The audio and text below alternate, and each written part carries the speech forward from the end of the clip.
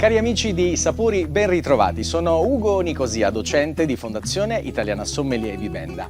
Oggi ho il piacere di raccontarvi una storia bellissima di amicizia, di 5 amici: Alessandro, Alfio, Enzo, Maurizio e Nino. Sono questi i 5 amici, i cumpari, che dopo questo viaggio nella meravigliosa Roma all'interno della Cappella Sistina decidono di dare vita ad un sogno, seguiti dalla grande passione e l'amore per la loro terra. I 5 cumpari hanno deciso di mettere insieme le loro esperienze di vita e lavoro per promuovere le eccellenze della nostra terra, con un focus particolare su vino e olio di alta qualità. Il loro simbolo, pensate, è la coppola, che rappresenta il forte attaccamento alla Sicilia. Nell'etichetta figura anche la Sicilia vista al contrario, che si ispira ad un quadro presente proprio nelle stanze della Cappella Sistina, dove è nato tutto. Una loro frase che mi ha molto colpito è questa: uniti nella passione, uniti nel gusto. Il vino che unisce le persone, le terre e le tradizioni.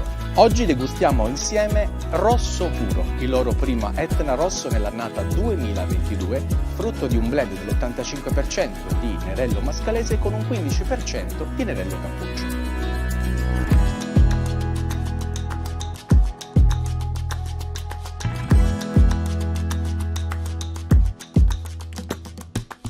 Rosso Puro si presenta di uno scarico colore rosso rubino tipico del Nerello Mascalese. Pensate che in questa loro prima annata sono state prodotte solamente 4.000 bottiglie. Il naso è veramente etneo, tipico di questa zona dell'Etna. Siamo esattamente in Contrada Boganazzi, a circa 750 metri sul versante nord dell'Etna. Il naso è ricco di note di frutti rossi come delle more, dei gelsi, delle prugne, anche con un tocco balsamico veramente interessante. Una nota speziata nel finale. Il sorso è particolarmente ricco e avvolgente, ancora molto fresco, con un'acidità marcata ed un tannino vellutato già in evoluzione. È piuttosto equilibrato e danza bene fra le durezze dell'acidità e del tannino e le morbidezze dell'alcol e della glicerina. Molto lungo in bocca, davvero piacevole.